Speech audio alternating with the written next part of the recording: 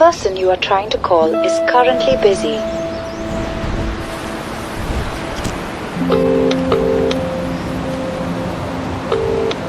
The person you are trying to call is currently busy.